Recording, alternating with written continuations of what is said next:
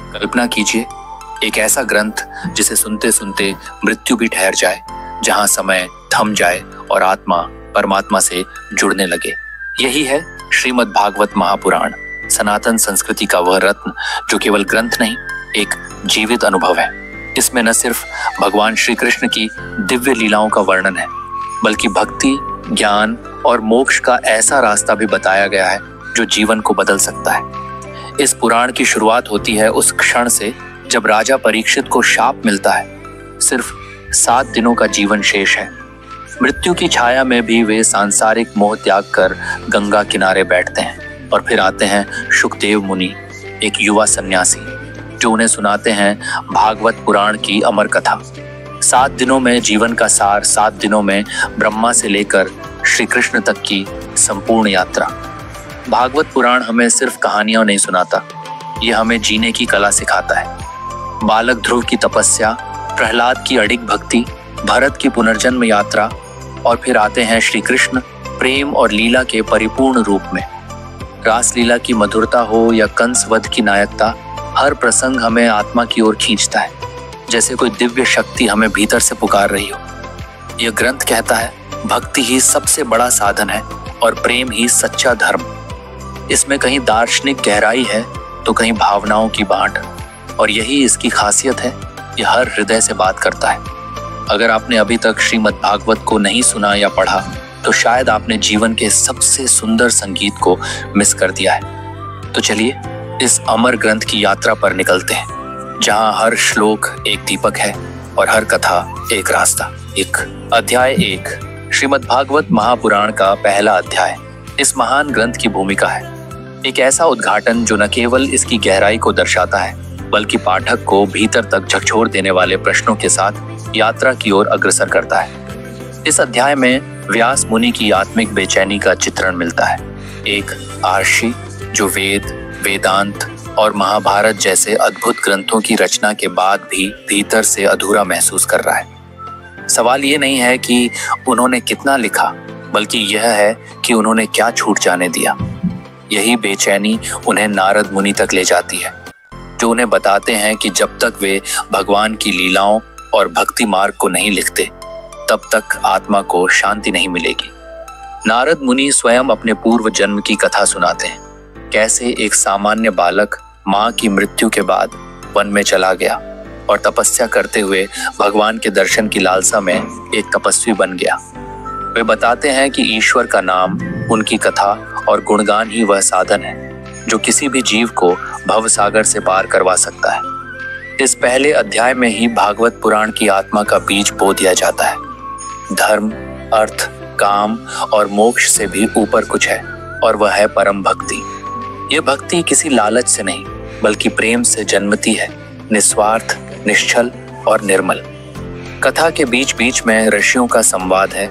नैमिषारण्य में एक महान यज्ञ चल रहा है और वहां 1000 वर्षों तक सत्य की खोज करने वाले मुनि सूत जी से प्रश्न करते हैं, इस कलयुग में जब धर्म का पतन हो रहा है, तब क्या कोई ऐसा उपाय है जिससे जीव मोक्ष पा सके? सूत जी उत्तर देते हैं, हाँ है, और वही उपाय है श्रीमद् भागवत। यह ग्रंथ उस श्री कृष्ण की कथा है जो साक्षात भगवान है और जिनकी लीला को सुनना, मनन करना और उस पर ध्यान करना स्वयं में एक तीर्थ है। यह अध्याय पाठक को यह एहसास कराता है कि भक्ति कोई सीमित नियमों से बंधी प्रक्रिया नहीं है, बल्कि एक जीवंत संबंध है जीव और ईश्वर के बीच, और यही संबंध बनता है भागवत कथा का मूल। अब एक सवाल जो इस अध्याय को पढ़ते समय मन में उठता है, जब स्वयं व्यास जैसे ज्ञानी को शांति नहीं मिली ज्ञान से, तो क्या केवल ज्ञान ही मोक्ष का मार्ग है या उसके परे कुछ और भी है? शायद भक्ति? सोचिएगा जरूर, क्योंकि हो सकता है इसका उत्तर आपके भीतर ही छिपा हो। अध्याय 2 दूसरे स्कंध की शुरुआत होती है एक दिव्य और बेहद गहन वातावरण में, जहां राजा परीक्षित गंगा के तट पर शुकदेव मुनि से प्रश्न करते हैं, हे मुनिवर, जब मृत्यु निश्चित है और जीवन का समय सीमित है, तो मनुष्य को क्या करना चाहिए? ऐसा क्या कार्य है जो मृत्यु के समय भी उसे भयमुक्त बना सके? ये प्रश्न साधारण नहीं, बल्कि पूरे भागवत महापुराण की दिशा तय करने वाला है। शुकदेव मुनि इसका उत्तर देते हुए जीवन का सार बताना शुरू करते हैं। वे कहते हैं कि जो व्यक्ति जीवन के अंतिम क्षणों में ईश्वर का स्मरण करता है वही वास्तव में सफल जीवन जीता है। इस संसार में जितना कुछ दिखाई देता है वह सब अस्थायी है। केवल भगवान की कथा, उनका स्मरण और उनकी भक्ति ही शाश्वत है। शुकदेव मुनि यहाँ स्पष्ट करते हैं कि जिस मनुष्य का मन सच्चे अर्थों में भगवान में लगा हो उसे न कर्म की चिंता रहती है न जन्म मरण के चक्र की। वह केवल भगवान की महिमा को सुनकर, गाकर और उसका ध्यान करके संसार के सारे बंधनों से मुक्त हो सकता है। वे बताते हैं कि भक्ति की शुरुआत होती है श्रवण, सुनना से। जब हम भगवान की कथा सुनते हैं तब हमारा चित्त धीरे धीरे निर्मल होने लगता है और फिर वही सुनना एक दिन ध्यान और समाधि का रूप ले लेता है। इस अध्याय में ब्रह्मांड की रचना और उसमें परमात्मा की उपस्थिति का भी वर्णन है। शुकदेव जी बताते हैं कि भगवान की महिमा इतनी व्यापक है कि यह पूरा विश्व उनका एक अंश मात्र है। देवता, ग्रह, लोक और यहाँ तक कि समय भी सब कुछ उन्हीं से उत्पन्न हुआ है और अंततः उन्हीं में विलीन होता है। शुकदेव जी समझाते हैं कि यदि किसी मनुष्य को केवल एक ही क्षण का जीवन शेष हो तब भी वह उस एक क्षण में भगवान का नाम लेकर मुक्त हो सकता है। ये केवल कर्म कांड या ज्ञान की बात नहीं बल्कि अनुभव की गहराई है। वे कहते हैं त्वमेव केवलम कर्तव्यम हरो भक्ति अनन्या, यानी अंततः सिर्फ एक कार्य आवश्यक है, भगवान हरि में अनन्य भक्ति। इस अध्याय का भाव ये है कि मनुष्य का समय सीमित है परंतु उस सीमित समय में भी अनंत को पाया जा सकता है। भागवत यह सिखाता है कि जीवन की अंतिम घड़ी में याद रखने योग्य केवल एक ही नाम है, नारायण। अब एक सवाल जो इस अध्याय के अंत में मन में अनायास ही उठता है, यदि केवल भगवान का नाम लेने से मोक्ष संभव है तो क्या हम अपने जीवन में उस स्मरण को प्राथमिकता दे पा रहे हैं या फिर व्यर्थ की चीजों में उलझकर उसे सबसे अंत के लिए टालते जा रहे हैं? शायद यही विचार हमें अपनी प्राथमिकताओं की फिर से समीक्षा करने के लिए प्रेरित करे, क्योंकि जीवन असीम नहीं लेकिन उसका उद्देश्य असीम हो सकता है। अध्याय 3, तीसरा स्कंद भागवत पुराण की उस यात्रा को आगे बढ़ाता है जहां जीवन, ब्रह्मांड और चेतना के रहस्य और भी गहराई से खुलने लगते हैं। इस अध्याय की शुरुआत में विदुर की कथा सामने आती है। वह विदुर जो महाभारत में धृतराष्ट्र और पांडवों के बीच एक न्यायप्रिय मार्गदर्शक रहे, अब सब कुछ त्याग कर तीर्थ यात्रा पर निकल पड़ते हैं। उनका उद्देश्य है केवल एक परम सत्य की खोज। तीर्थ यात्रा के दौरान विदुर की भेंट होती है महान मुनि मैत्रेय से और वहीं से आरंभ होता है प्रश्नों और उत्तरों का एक ऐसा अमृतमय संवाद जो भागवत के दर्शन को एक और आयाम देता है। विदुर ब्रह्मांड की उत्पत्ति, भगवान की लीला और जीव की प्रकृति के बारे में प्रश्न करते हैं। मैत्रेय मुनि उत्तर देते हुए ब्रह्मा के जन्म और ब्रह्मांड सृजन की कथा बताते हैं। वे कहते हैं कि जब संपूर्ण सृष्टि शून्य में लीन थी तब केवल भगवान नारायण ही थे, साक्षात पर ब्रह्म। उन्हीं की नाभि से कमल उत्पन्न हुआ और उस कमल से ब्रह्मा जी प्रकट हुए। ब्रह्मा जी ने कई योनियों, तत्वों और लोकों की रचना की, लेकिन वे भी भ्रमित हो गए कि यह सब कैसे करें। तभी उन्हें दिव्य आदेश मिला, तप करो, यानी तप करो। ब्रह्मा जी ने हजारों वर्षों तक तपस्या की और तब जाकर उन्हें परम सत्य का बोध हुआ। यहीं पर एक बेहद गूढ़ दर्शन सामने आता है, यह कि सृजन भी तब तक संभव नहीं जब तक आत्मा भीतर से शुद्ध न हो, जब तक वह ब्रह्म से जुड़ी न हो। भागवत के इस अंश में यह स्पष्ट किया गया है कि सृष्टि का हर भाग, हर तत्व, हर प्राणी एक व्यापक ईश्वरीय योजना का हिस्सा है और यह सब केवल भौतिक नहीं बल्कि आध्यात्मिक ऊर्जा से भी संचालित है।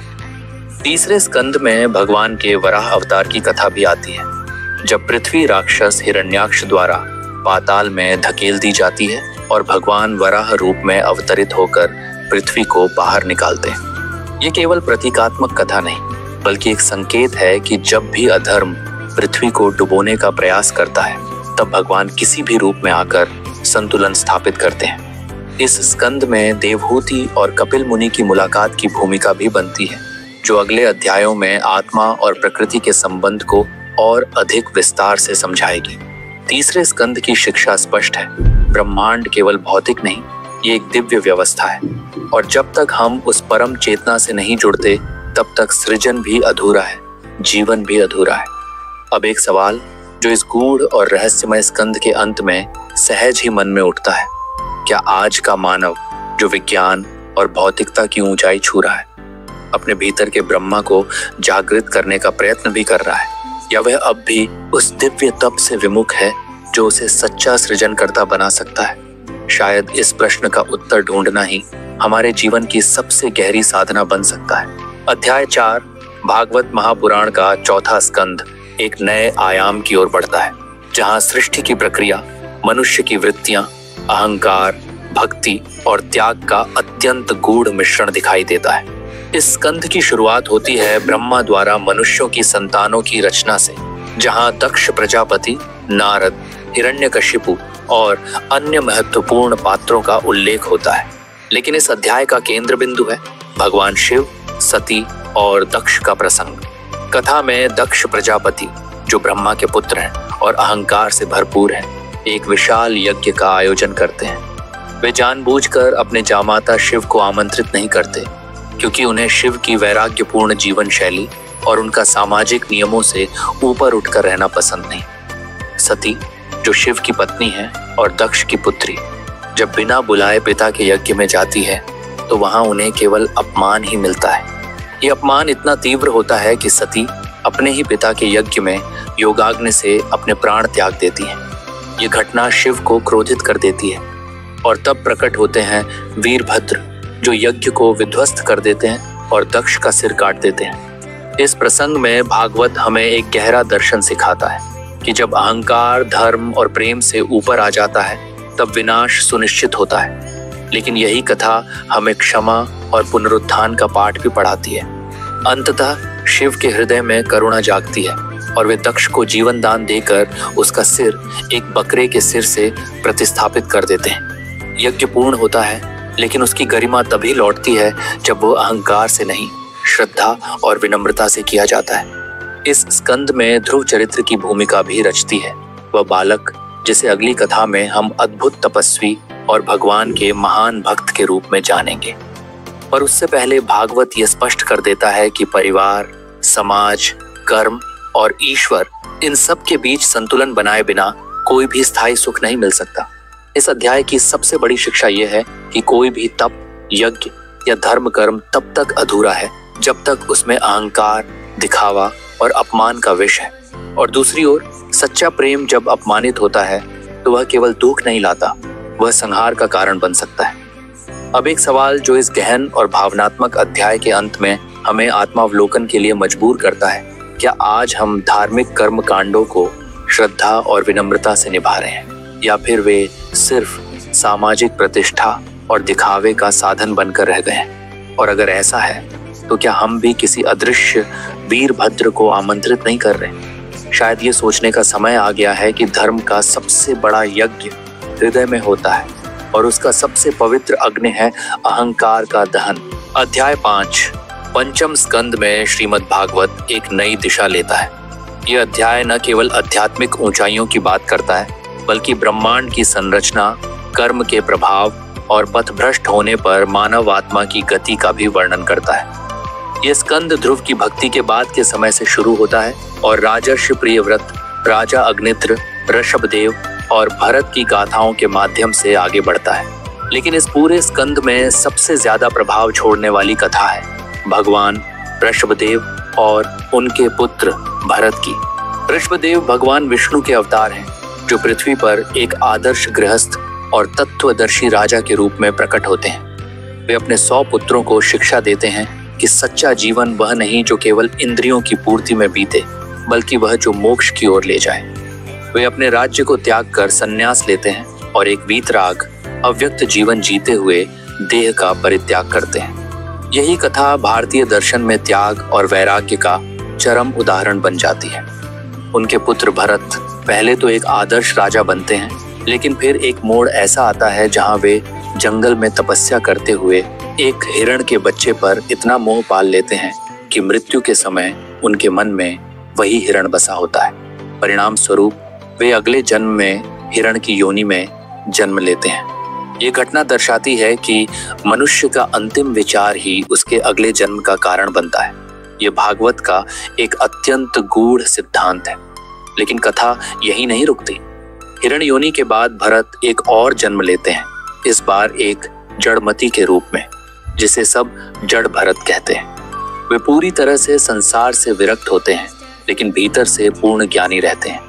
वे संसार की निंदा, उपेक्षा और अपमान सहते हुए भी समत्व और करुणा से जीते हैं, और अंततः जब समय आता है तो वे भगवान के चिंतन में लीन होकर जीवन मुक्त हो जाते हैं। पंचम स्कंद में ब्रह्मांड की वैज्ञानिक रचना का भी अत्यंत रोचक विवरण है। सप्तद्वीप, सप्तलोक, सूर्य और चंद्र की गति, नरक और स्वर्ग की कल्पनाएं, और ये सब केवल मिथक नहीं बल्कि एक गहरे आध्यात्मिक प्रतीकवाद से भरा हुआ है। यह स्कंद हमें यह सिखाता है कि जीवन एक यात्रा है, लेकिन यह यात्रा केवल बाह्य नहीं, आत्मा के स्तर पर भी घट रही होती है। भागवत यहाँ स्पष्ट करता है कि सबसे बड़ा बंधन मोह है, चाहे वह किसी प्रिय प्राणी का हो, सत्ता का या ज्ञान का, और यदि मन अंत तक उसी में उलझा रहा तो आत्मा बार बार उसी चक्र में फंसती जाती है। अब एक सवाल जो इस पूरे अध्याय के अंत में हमें भीतर से झकझोरता है, अगर राजर्षि भरत जैसे ज्ञानी भी एक भोले से हिरण के मोह में बंधकर पुनर्जन्म के चक्र में पड़ सकते हैं, तो क्या हम अपने दैनिक मोहों को पहचान पा रहे हैं, या वे धीरे धीरे हमारे अगले जीवन की दिशा तय कर रहे हैं बिना हमें पता चले? ये प्रश्न केवल ज्ञान नहीं, एक चेतावनी है कि जीवन की अंतिम घड़ी कोई और नहीं लाएगा, वह हर दिन हमारे छोटे छोटे विकल्पों से बन रही है। अध्याय 6 षष्ठ स्कंद भागवत महापुराण का वह चरण है जहाँ जीवन के सबसे सूक्ष्म और सबसे निर्णायक तत्वों की पड़ताल की जाती है। पाप और प्रायश्चित, अपराध और क्षमा, मोह और मुक्ति। इस स्कंद की कथा पूर्व स्कंदों की तुलना में और भी व्यावहारिक हो जाती है, क्योंकि इसमें यह बताया गया है कि जब मनुष्य पथभ्रष्ट हो जाता है तब उसे आत्मा की शुद्धि के लिए कौन सा मार्ग अपनाना चाहिए। यह अध्याय आरंभ होता है अजामिल की कथा से। एक ब्राह्मण जो धर्म से भटका, वेश्या के मोह में पड़ा और अपनी सारी शक्ति, ज्ञान और जीवन वृत्ति को त्याग कर एक अधर्मी जीवन जीने लगा। लेकिन जब मृत्यु उसके निकट आती है और यमदूत उसे लेने आते हैं, तभी वह भयवश अपने छोटे पुत्र को पुकारता है। नारायण, ये नाम केवल एक पुकार थी, परंतु उसी क्षण विष्णुदूत प्रकट होते हैं और यमदूतों को रोक देते हैं। यहाँ भागवत महापुराण एक क्रांतिकारी सत्य प्रस्तुत करता है। भगवान का नाम, चाहे वह अनजाने में ही क्यों न लिया जाए, आत्मा की रक्षा करता है। ये कोई भावनात्मक कथा नहीं, बल्कि नाम स्मरण की शक्ति पर आधारित आध्यात्मिक सिद्धांत है। विष्णुदूत यमदूतों से कहते हैं कि जिसने एक बार भी ईश्वर का नाम लिया हो, उसका पाप नष्ट हो जाता है, बशर्ते वह नाम भीतर से निकला हो, चाहे डर से ही क्यों न निकला हो। इसके बाद यमराज स्वयं अपने दूतों को शिक्षा देते हैं कि मनुष्य के कर्मों का लेखा जोखा रखना उनका कर्तव्य है, परंतु वे उस व्यक्ति को नहीं छू सकते जिसने भक्ति का मार्ग चुन लिया हो। अजामिल की कथा बताती है कि पुनरुत्थान संभव है और भगवान की कृपा कभी भी कहीं से भी प्राप्त हो सकती है। इस स्कंद में अन्य कई कथाएं भी आती हैं जो यह स्पष्ट करती हैं कि पाप के बाद पश्चाताप का मार्ग हमेशा खुला होता है, लेकिन वह पश्चाताप केवल कर्म कांड नहीं, आत्मा की सच्ची पुकार होना चाहिए। यह भी बताया गया है कि यदि मनुष्य केवल दिखावे के लिए, डर के कारण या समाज के दबाव में प्रायश्चित करता है, तो वह स्थायी समाधान नहीं होता। केवल भक्ति, विनम्रता और अपने दोषों की सच्ची स्वीकृति ही जीवन को सही दिशा दे सकती है। षष्ठ स्कंद का सबसे बड़ा संदेश यह है कि भगवान केवल निष्पापों के नहीं, बल्कि पापियों के भी तारणहार हैं, बशर्ते वे उनकी ओर मुड़े। भागवत यहाँ धर्म को दंड और भय से मुक्त कर प्रेम और क्षमा के आलोक में स्थापित करता है। अब जब हम इस अंतिम स्कंद पर पहुंचते हैं तो यह स्पष्ट हो जाता है कि श्रीमद् भागवत केवल एक पुराण नहीं, बल्कि आत्मा के विकास का मार्गदर्शक ग्रंथ है। ये केवल देवताओं की कथाएं नहीं, बल्कि मानव के भीतर बसे ईश्वर को पहचानने की प्रेरणा है। तो अब एक प्रश्न नहीं, बल्कि एक आत्मचिंतनात्मक सुझाव, क्या हम अपने जीवन में उस एक नारायण शब्द को जागरूकता के साथ, श्रद्धा के साथ नियमित रूप से स्मरण करते हैं? अगर नहीं तो शायद आज से इसकी शुरुआत हो सकती है। दिन में केवल एक बार सही, लेकिन पूरे भाव से भगवान का नाम लेना, ये केवल परंपरा नहीं, आत्मा की सुरक्षा है। जीवन में आगे बढ़ने के लिए भागवत हमें यह रास्ता दिखाता है कि पहले खुद को पहचानो, अपने दोषों को स्वीकारो, ईश्वर की ओर झुको और हर दिन थोड़ा थोड़ा खुद को सुधारते जाओ। ईश्वर दूर नहीं बल्कि हर उस क्षण में पास है जब हम उन्हें भीतर से पुकारते हैं, क्योंकि अंततः मोक्ष कोई गंतव्य नहीं, वह तो भक्ति की हर सांस में छिपा एक अनुभव है।